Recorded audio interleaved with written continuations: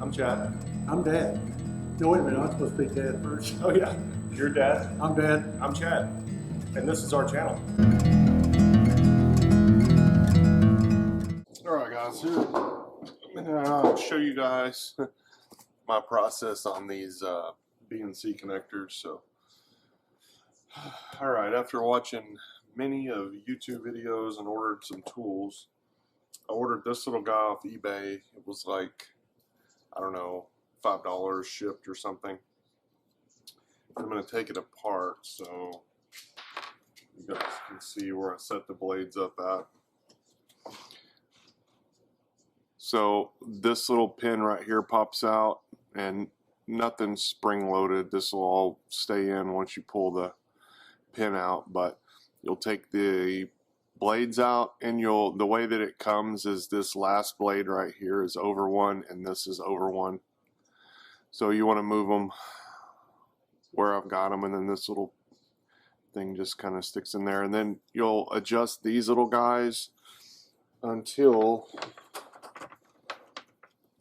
this right here happens. Now the little clear polypropylene or whatever it is will be out to here, and you'll trim it back. You want about 3/32 of an inch between the braid and the end of the polypropylene to where your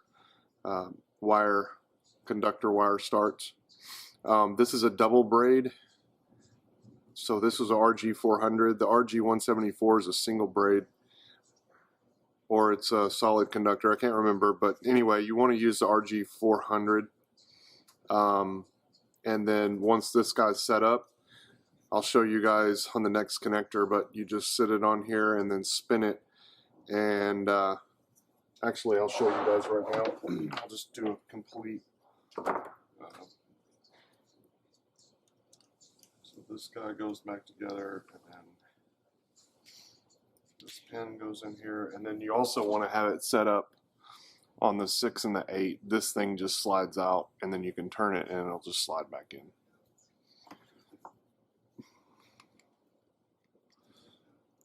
See how it just slides out, then you can turn it and slide it back in.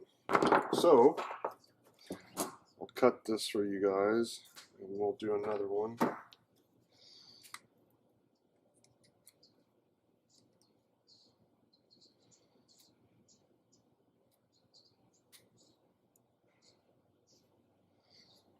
So here we go. Then the tension, you won't feel any more tension. It's cut all the way through. So the first little guy will come off, and all of the not the conductor, but the shield stayed in there. You'll make a mess whenever you're trying to set this, the blades the first couple of times. Those little guys will go everywhere. And then here is, that should slide off with the braid. The shield's still there. And voila. So there you go. Now, like I said, you'll cut that 3/32 of an inch to expose your conductor wire, and you will leave 3/32 of an inch of the polypropylene or the clear that's over the conductor. So I'll just take this guy and I'll cut there and there.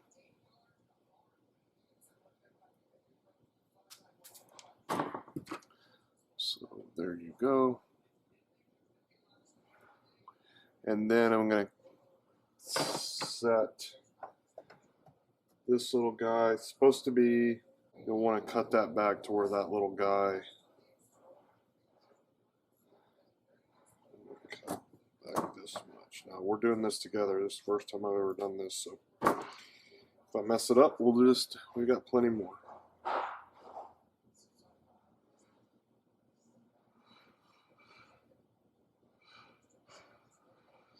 Still need to cut a little bit more off. I'm going to cut a little at a time. too much.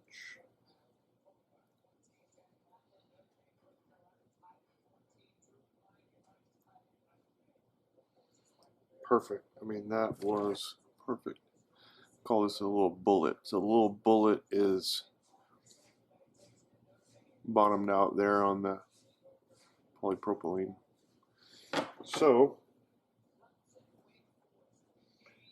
we will crimp that.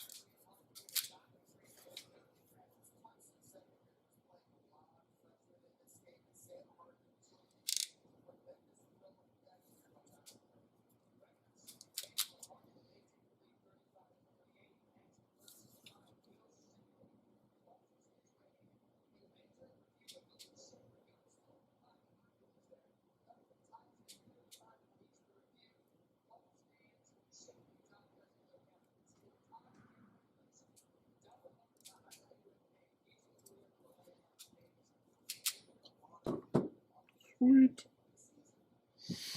See the little crimp right there. So that's good. And we'll slide this guy over.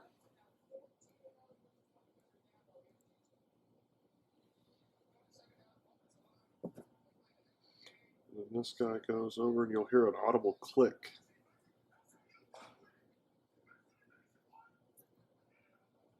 You want to make sure none of those wires get up underneath there.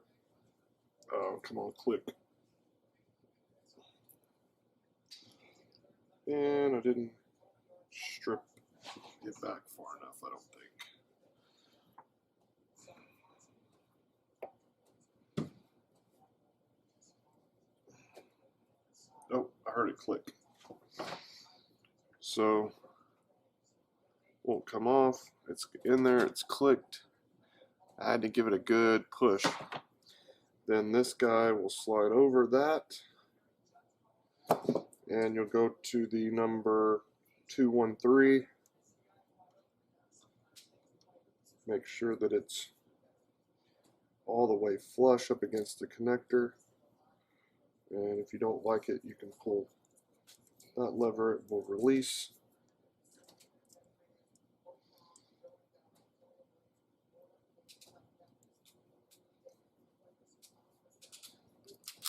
Boom. Shakalaka. Perfect connector. And then we will test it with ohm meter. So I'm glad you guys could come along with me on my journey. I promise I've never done this before. Oh, are you kidding me? Wow, that's pretty sad. And we're good. We do not have continuity between the ground or the shield and the center conductor. So none of those little wires got in between here. So just cheap Craftsman ohm meter, pair of side clippers, and then those, somebody's going to tell me these aren't right, I know. And then just a little pair of precision pliers. This guy, I don't know what it's called, but it's probably a wire stripper. And this was on eBay for $5 shipped. And I showed you guys how to set that. And then these guys, I looked around quite a bit, and these were like 26 bucks plus shipping. I think they were 33 bucks total on eBay. Always price check between eBay and Amazon, because sometimes one's cheaper than the other. People drop ship from one or the other. So also this was 50 feet for 66 bucks shipped, or 56 bucks shipped on eBay. Just RG 400. And then the connectors I bought, I heard there was a difference, so I bought these off Aircraft Spruce, about $3 a piece, I think, $3 or $4 a piece. I got some riding ones. I'm going to do another video here in a second. I'll put both videos together, but you actually solder these and crimp them. Oh, back to these crimpers. You want for what we're doing, a 0.068 is what crimps the center bullet that I told you guys what I call it, little center conductor. And then a 0.218,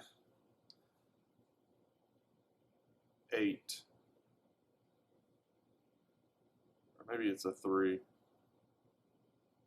I think it's a 0.213. Yeah, it's a 0.213. So make sure the crimpers that you buy have a 0.068 and a 0.213. That is what you need to crimp onto the RG400.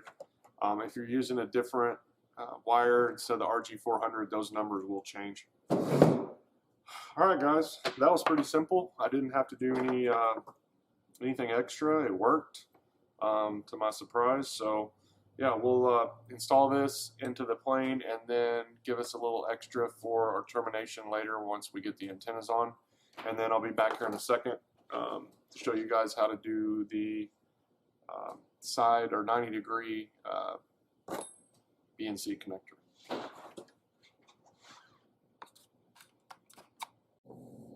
Well, I forgot to record this, but basically whenever you are doing the right angle, when you put the coax into the cutter, just make sure that you have a little bit sticking out. That will allow the conductor wire to be a little bit longer, and the reason is because it has to go up into there. The center pin has a slot in it like this, and the conductor of the coax will slide up into that slot. And what I did was I slid it, made sure it was the right length, trimmed it because it was a little bit too long, and then I tinned it with the soldering iron first because the wires will want to fray apart on you. And then I was able to get it in between the little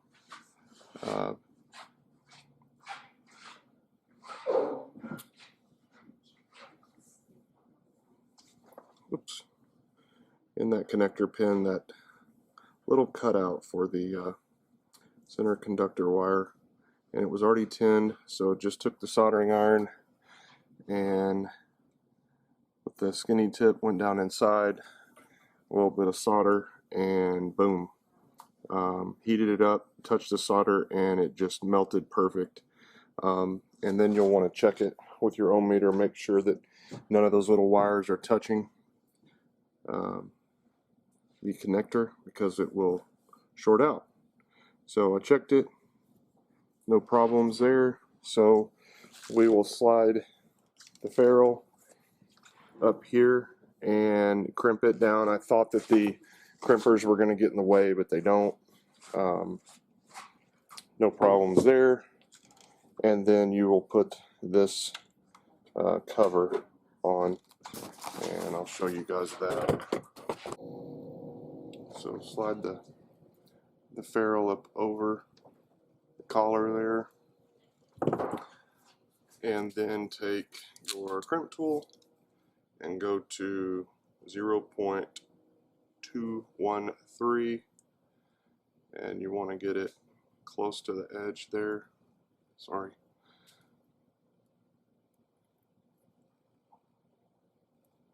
Make sure that the ferrule's all the way butted up, and then start your crimp and release. There you go. Give it a tug, make sure everything's on nice and tight. And I thought it was going to be tough, but it was pretty simple. So then you'll take this guy right here, and probably wouldn't hurt to put a little bit of blue Loctite on it. I don't know if that's proper or not. but I'm just going to snug it down really tight.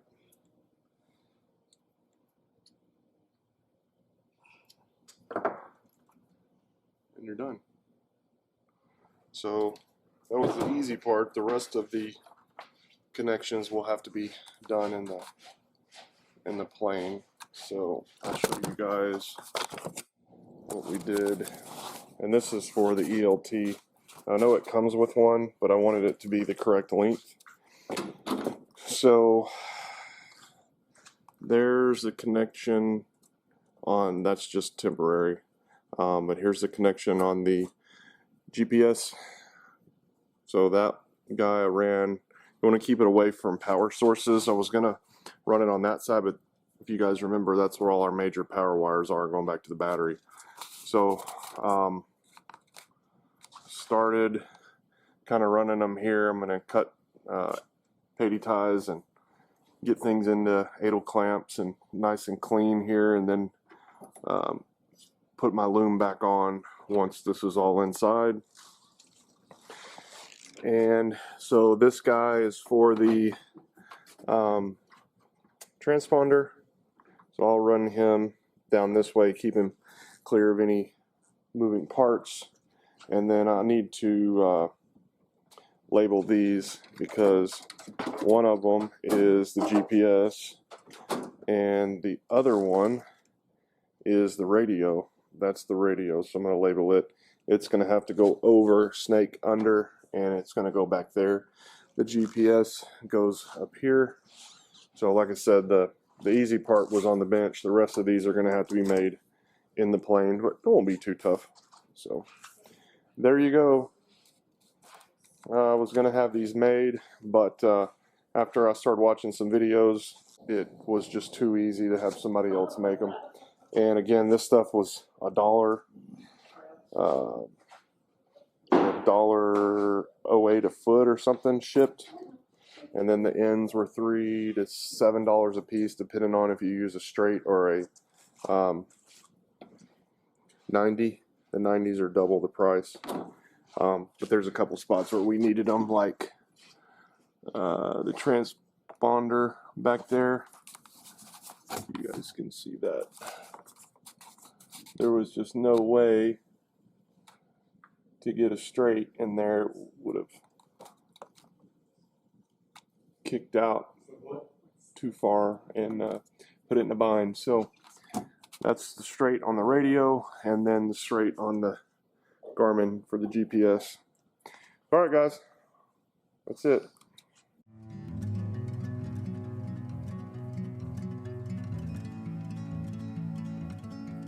Hey guys, thanks for watching another episode of Dad and Chad. If you like this video, share it with your friends and give us a thumbs up. And never miss an episode of Dad and Chad by hitting that subscribe button. Because we'll be back next Tuesday with another episode. Thanks again for watching Dad and Chad.